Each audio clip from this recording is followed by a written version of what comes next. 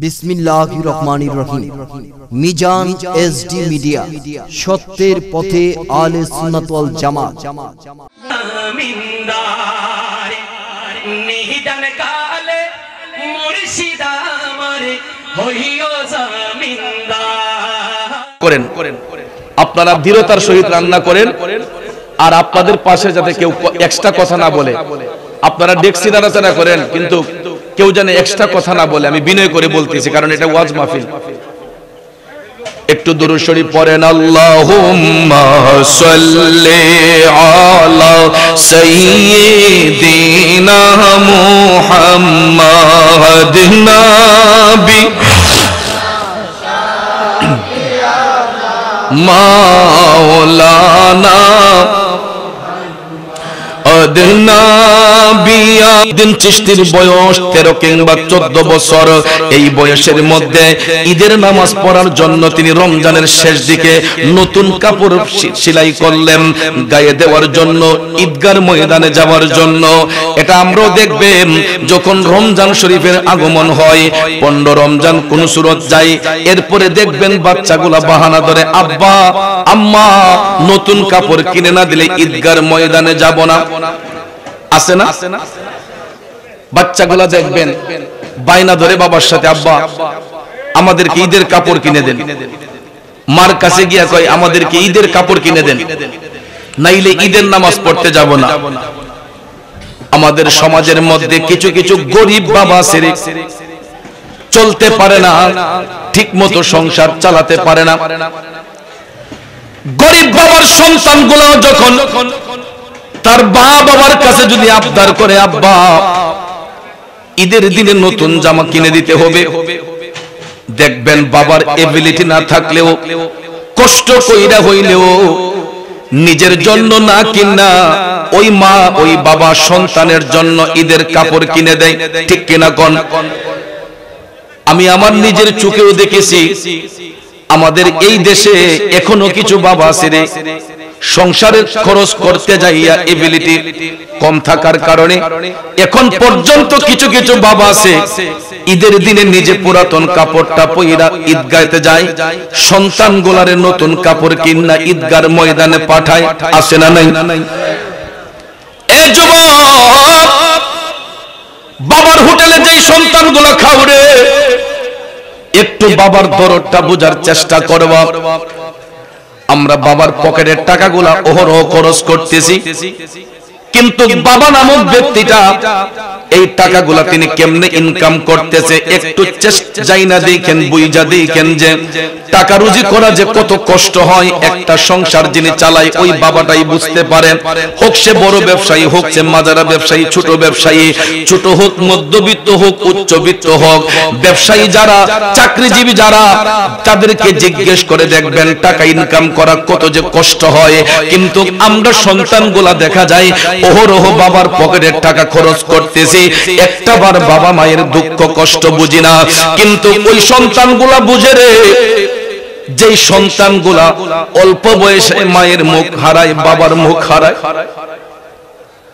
যেই সন্তানগুলা কম বয়সে মা বাবাকে হারাইয়া ফেলে, ওই এতিম সন্তানগুলা বুঝে একটা সংসারে বাবা না থাকলে সংসার যে চলা কত কষ্ট হয়, মা যদি না থাকে বাচ্চাগুলা কত অসহায় হয়।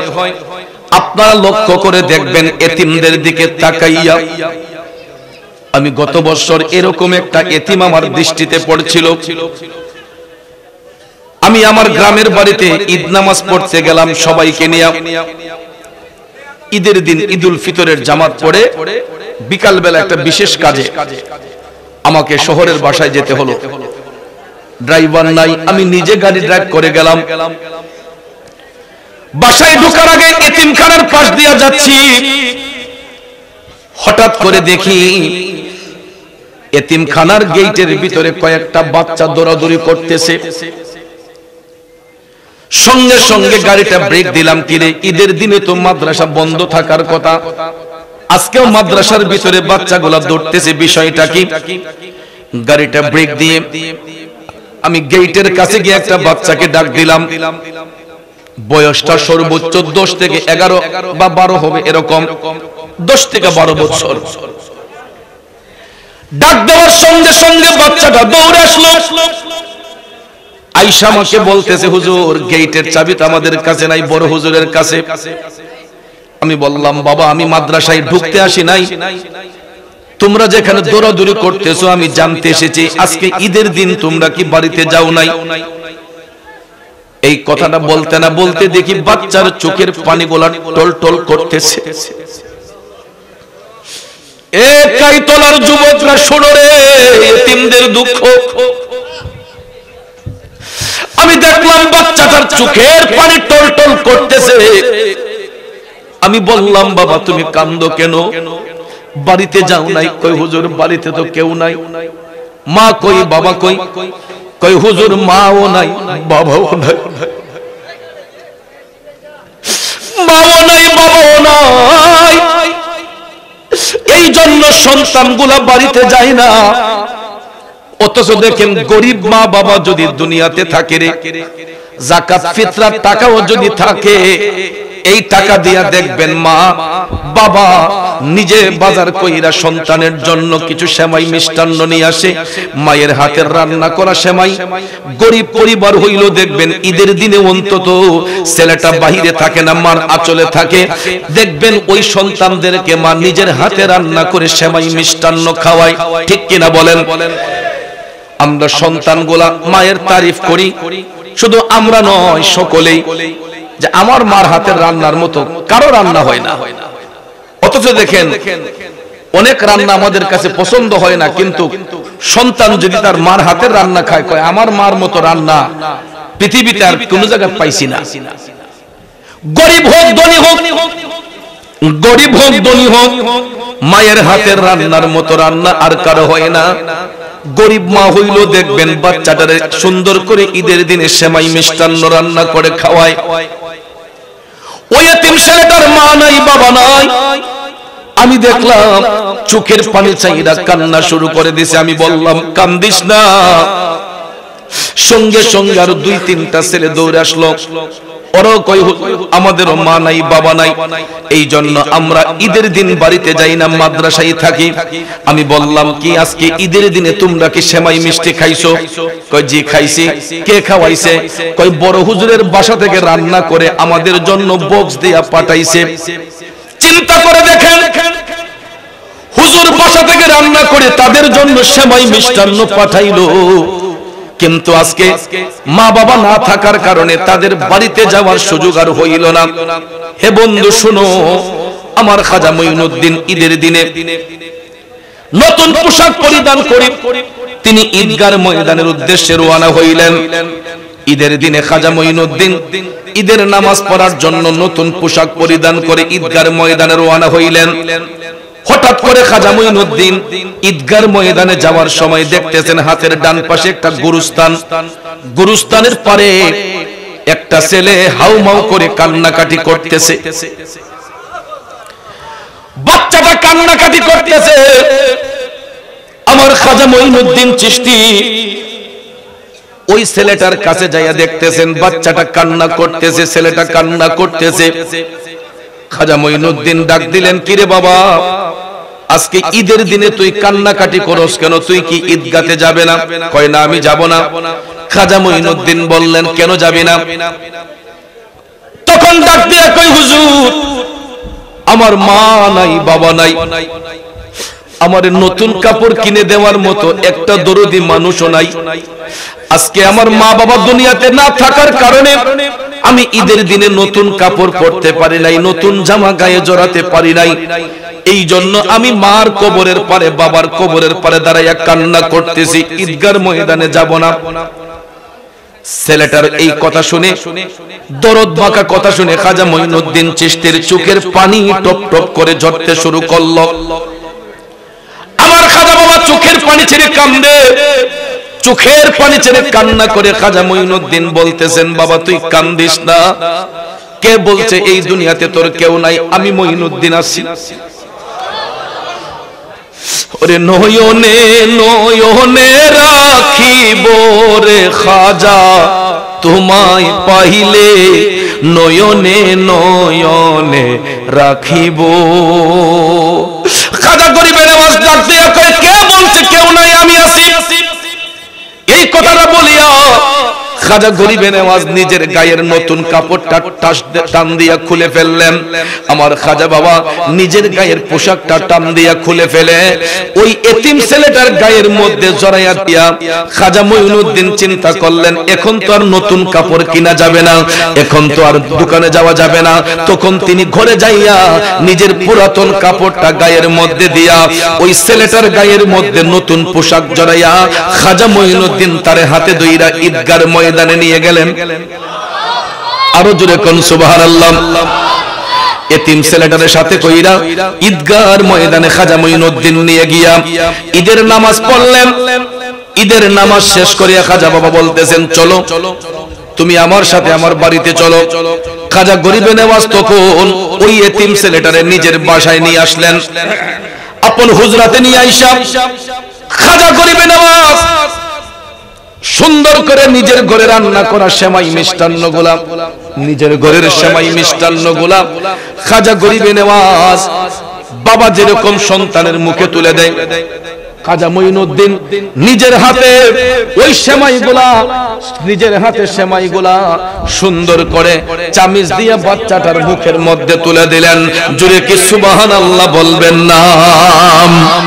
এই জন্য আশেক কয়, প্রেমিক কয়, হৃদা শোনো সাজাইয়া রাখবো তোমায় শুয়াইয়া, হৃদা শোনো সাজাইয়া রাখবো তোমায় শুয়াইয়া, আর কারোরে সইতে দিতাম না রে খাজা তোমায় পাইলে, আর কারোরে সইতে দিতাম না রে খাজা তোমায় পাইলে, নয়নে নয়নে রাখিব, নয়নে নয়নে রাখিব রে খাজা তোমায় পাইলে, নয়নে নয়নে রাখিব।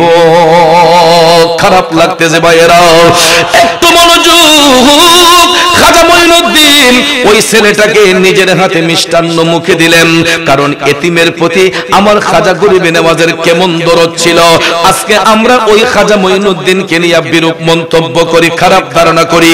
খাজা মঈনুদ্দিন বাচ্চাটার মুখে সেমাই মিষ্টান্ন তুলে দিয়া বললেন, এখন থেকে আর বাড়িতে যাওয়ার দরকার নাই, তুমি আমার সাথে সফর করবা, আমার সাথেই থাকবা। দেখবেন গ্রাম্য ভাষায় একটা কথা বলা হয়, সৎসঙ্গে স্বর্গবাস, অসৎ সঙ্গে সর্বনাশ।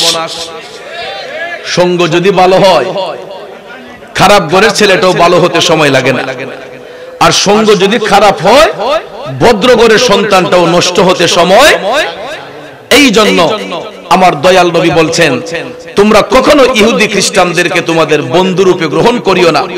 ওরা পরস্পর বন্ধু হতে পারে, কিন্তু তোমাদের মধ্যে কেউ তাদেরকে নিজের বন্ধু বানাইও না। যদি তাদেরকে বন্ধু বানাই, তাইলে তোমরা তাদেরই অন্তর্ভুক্ত হয়ে গেলা। এই জন্য রাসূল বলেছেন, এক মুমিন আরেক মুমিনের ভাই হবে। কথা কোন ঠিক না ঠিক? এক মুমিন আরেক মুমিনের বন্ধু হবে। এই জন্য সম্পর্ক যদি স্থাপন করতে হয়, একজন আল্লাহওয়ালা লোকের সঙ্গে করতে হবে, ঠিক কিনা? একজন ভালো লোকের সঙ্গে করতে হবে, কারণ মূর্খ জমের চেয়ে শিক্ষিত শত্রু বলে ভালো, ঠিক না ঠিক? একজন মুমিন ব্যক্তি আপনাকে কখনো বিপদে ফেলে দিবে না, একজন মুমিন ব্যক্তি কখনো আপনাকে খারাপ রাস্তা দেখাবে না। যেমনটা শিক্ষিত লোকদের বেলায় হয়, দেখবেন আপনার একটা শিক্ষিত মানুষ যদি এলাকায় থাকে, সে যত বড় কিছু হোক না কেন আপনাকে কখনো বিপদে ফেলাবে না। আর যদি মূর্খ লোক হয়, তখন দেখবেন এ শিক্ষার কদর বুঝবে না। কথা কোন ঠিক না বেঠি? ভালো মানুষের কদর তার কাছে থাকবে না।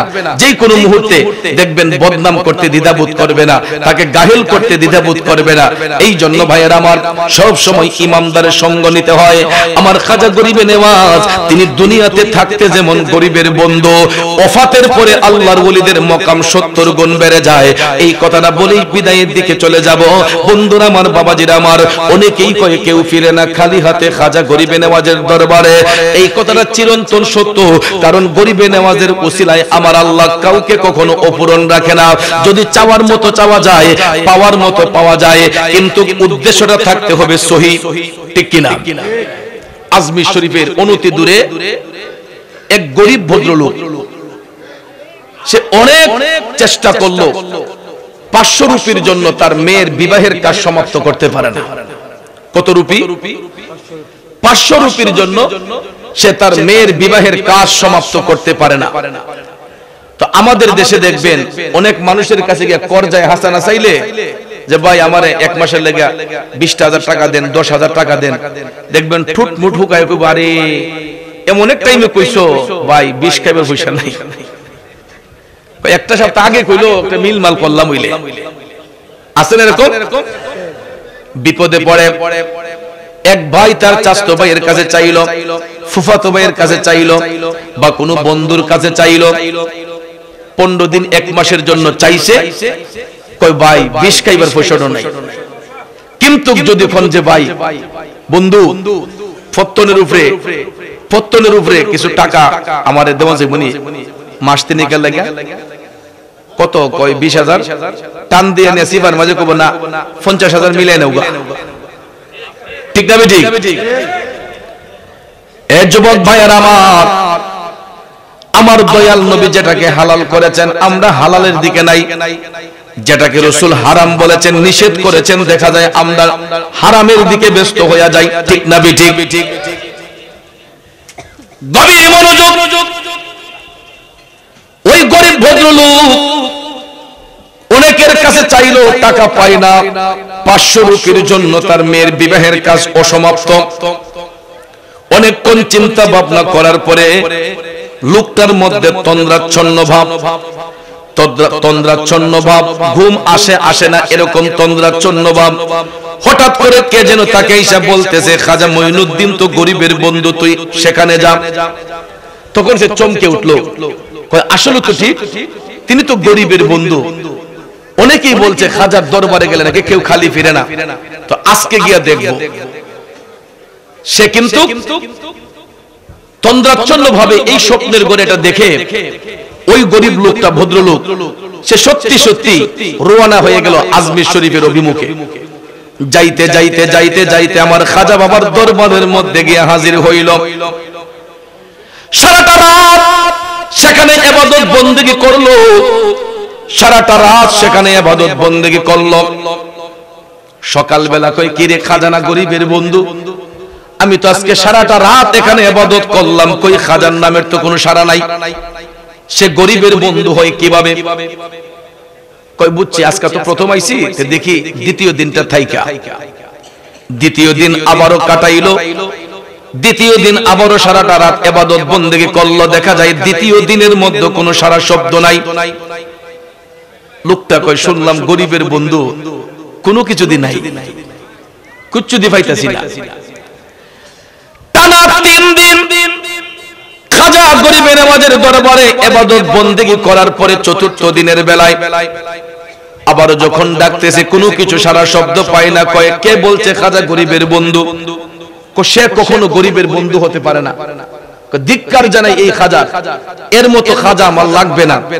যেই খাজার কাছে 3 দিন ধরে কান্না করতেছি, আমার কোনো সুফল পাচ্ছি না, তো এরকম খাজা আমার দরকার নাই। হাতের মাঝে ছিল চাবুক, এই চাবুক দিয়া খাজা গরিবে নওয়াজের মাজার শরীফের উপরে ঠাস ঠাস করে 3 বাড়ি দিয়া কয়, যা তোর মতো খাজার দরকার নাই। এই বলে যখন মাজার শরীফ থেকে বের হয়েছে, মেইন গেটের দিকে যাচ্ছে, খাজা গরিবে নওয়াজের মাজার শরীফ থেকে মেইন গেটের দিকে ধিক্কার জানাই আসে যখন বের হয়ে যাচ্ছে, হঠাৎ করে রাস্তার মোড়ে দেখা যায় আওলাকে সে পাগল বেশে ছদ্মবেশ ধারণ করে একজন আল্লাহর পাগল। ওই ব্যক্তিটারে ডাকতেছে, কিরে একটু এদিকে আয়।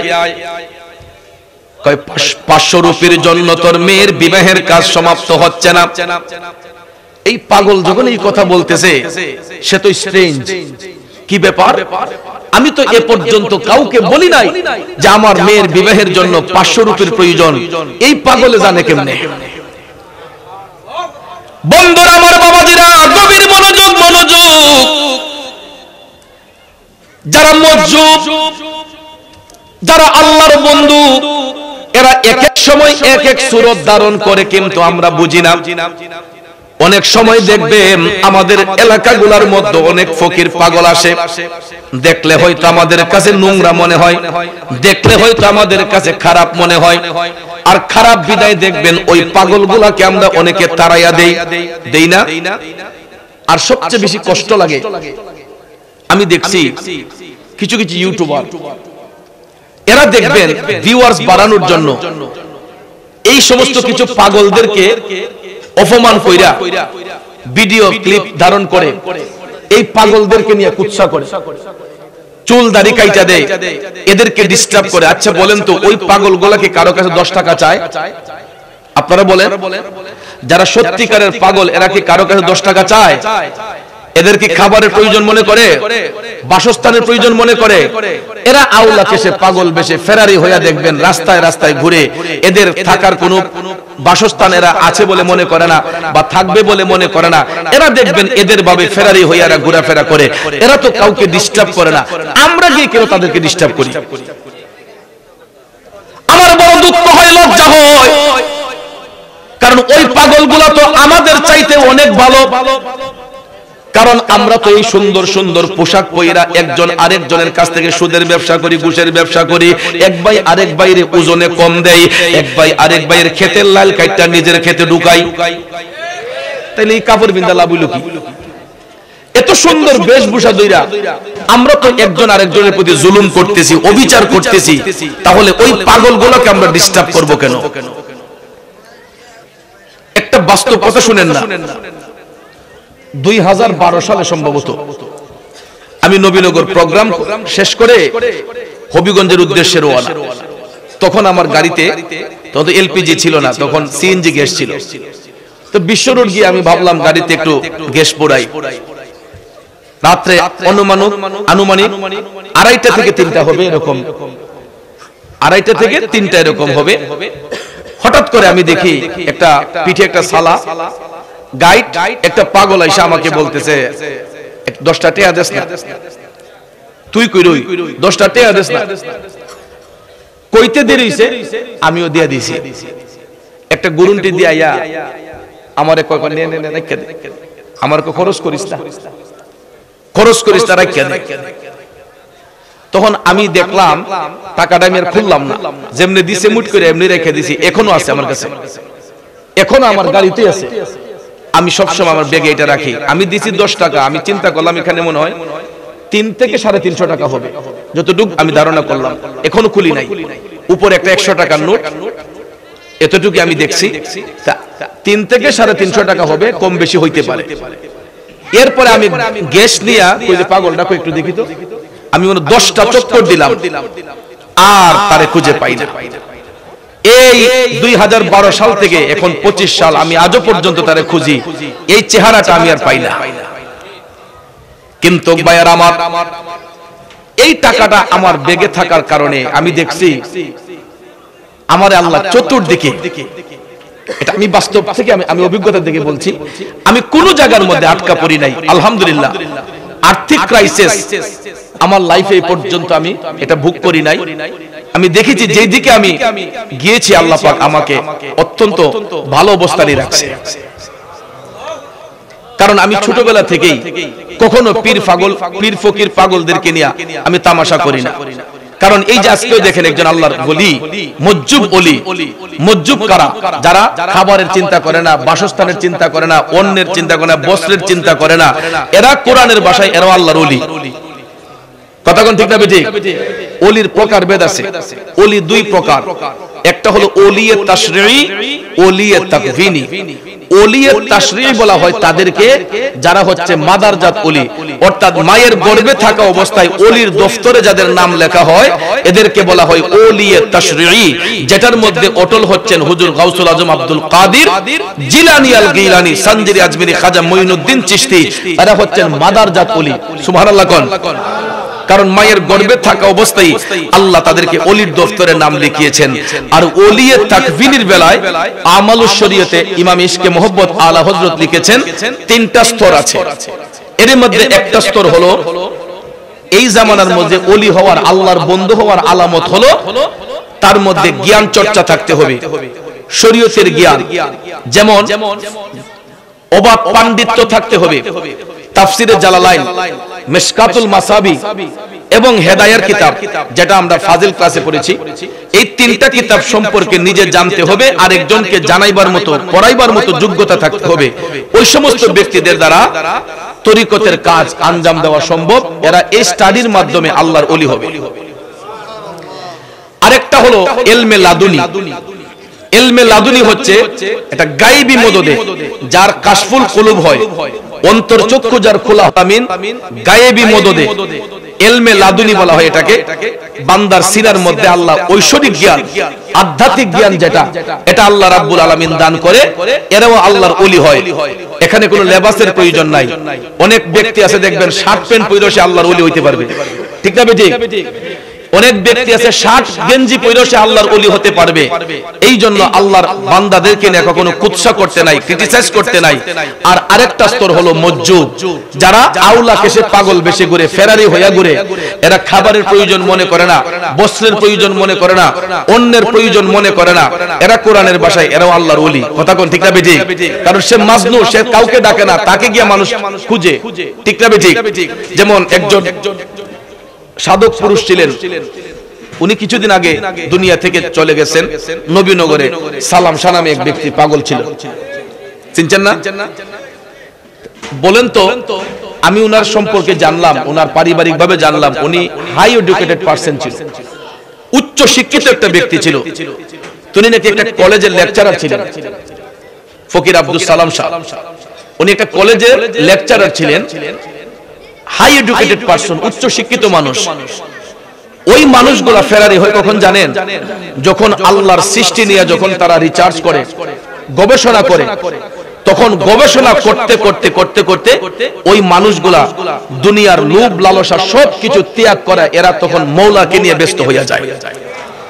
দুনিয়ার কোনো পরোয়া করে না, কেডা দেখলো, কেডা কি করলো, ইতা তারা চিন্তা করে না। এরা তাদের ধ্যানে খেয়ালে মওলাকে নিয়ে ব্যস্ত থাকে।